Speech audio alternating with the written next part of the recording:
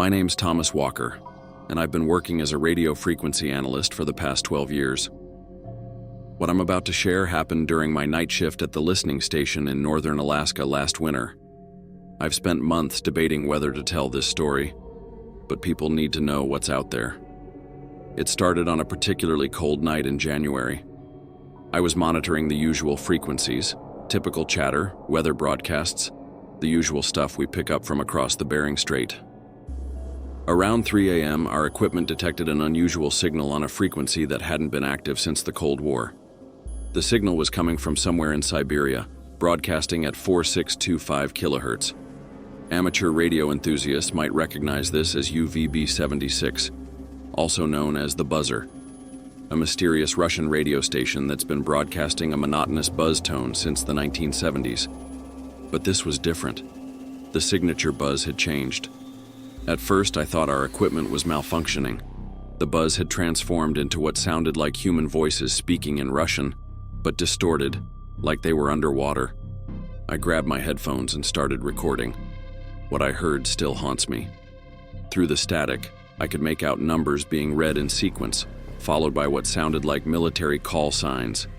But between the numbers, there were voices having conversations that seemed to be from different time periods. I heard what sounded like Soviet-era military communications mixed with modern Russian dialogue, all bleeding into each other. Being fluent in Russian, it's required for my job. I started transcribing what I could understand. One voice was clearly giving coordinates for what seemed to be missile installations, except these installations had been decommissioned decades ago. Another voice was desperately trying to report some kind of containment breach. Then there was a child's voice, counting backwards from 10, over and over.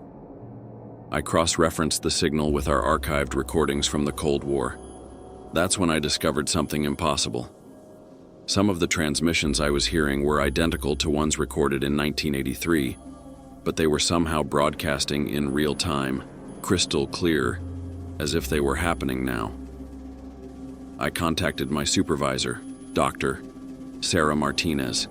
She came in at 4 a.m. to verify what I was hearing. As we listened together, the transmissions became more disturbing. We could hear alarms in the background, people shouting about something breaking through, and that child's voice still counting, but now in English. 10, 9, 8. Then everything went silent. Not just the mystery signal. Every frequency we were monitoring went dead. For 3 minutes, there was nothing but static. When the signals came back, that frequency was just broadcasting its usual buzz tone again, as if nothing had happened. The next day, we filed a report with our superiors. They sent a team to analyze our equipment, but they found nothing wrong.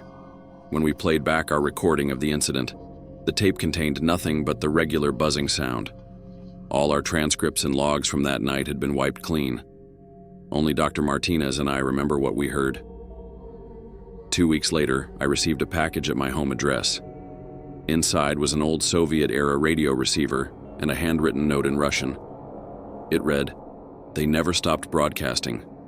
They never will." The return address was for a place in Siberia that, according to official records, doesn't exist. I keep that radio in my office now, turned to 4625 kilohertz. Most days it just buzzes like it always has. But sometimes, late at night, I swear I can hear that child's voice again, counting down. And I can't shake the feeling that one day it's going to reach zero. Last week, I got an email from Dr. Martinez. She's been researching similar incidents and found reports of the same phenomenon dating back to the 1950s. People hearing impossible broadcasts, voices from different times, all on frequencies linked to this mysterious station. But here's what terrifies me. Every person who reported these incidents disappeared within a year.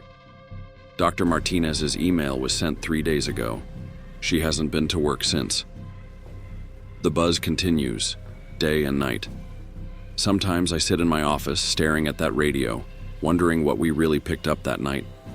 Was it some kind of temporal anomaly, a glitch in reality, or something else, something that knows we're listening? If you are hearing this, and you ever hear anything strange on your radio late at night, particularly on 4625 kilohertz, Turn it off immediately.